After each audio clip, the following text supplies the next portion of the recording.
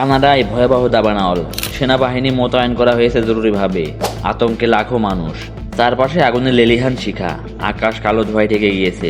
এটা কোনো সিনেমার দৃশ্য নয়, এটা এখন বাস্তব কানাডা। আগুনের কারণে হাজার হাজার মানুষ ঘরবাড়ি ছেড়ে পালাচ্ছে। কানাডার বিভিন্ন প্রদেশে ভয়াবহ দাবানল ছড়িয়ে পড়েছে, বিশেষ করে আলবার্ট, ব্রিটিশ কলম্বিয়া এবং সাক্কাচুয়ান প্রদেশে। তাপমাত্রা বেড়ে যাওয়া, খরা এবং প্রচণ্ড বাতাস, এই তিন মিলেই আগুন ছড়ানোর গতির নিয়ন্ত্রণের বাইরে। পরিস্থিতি এতটাই খারাপ হয়েছে যে কানাডিয়ান আর্মি মোতায়েন করা হয়েছে উদ্ধার কাজের জন্য। বহু মানুষকে হেলিকপ্টারে করে সরিয়ে নেওয়া হচ্ছে নিরাপদ জায়গায়। দাবানলে পুড়ে গিয়েছে হাজার হাজার একর বনাঞ্চল এবং বহু ঘরবাড়ি। সরকার বলছে এটি গত দশকের সবচেয়ে ভয়াবহ দাবানল হতে পারে। এই দাবানলের ধোঁয়া ইতিমধ্যে আমেরিকা ও ইউরোপের কিছু অংশে বাতাসের সাথে ছড়িয়ে পড়েছে। বায়ু দূষণের মাত্রা বেড়ে গিয়েছে বিপজ্জনক পর্যায়ে। বিশেষজ্ঞরা বলছেন এটা শুধু প্রাকৃতিক দুর্যোগ নয়, বরং জলবায়ু পরিবর্তনের সরাসরি প্রভাব।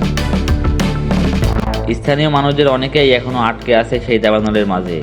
বিপদ এখনো কাটেনি, নতুন করে আরও দাবানলের আশঙ্কা আছে বলে জানিয়েছে আবহাওয়া বিভাগ। আমরা দোয়া করি যেন এই সংকট দ্রুত কাটিয়ে উঠতে পারে কানাডা।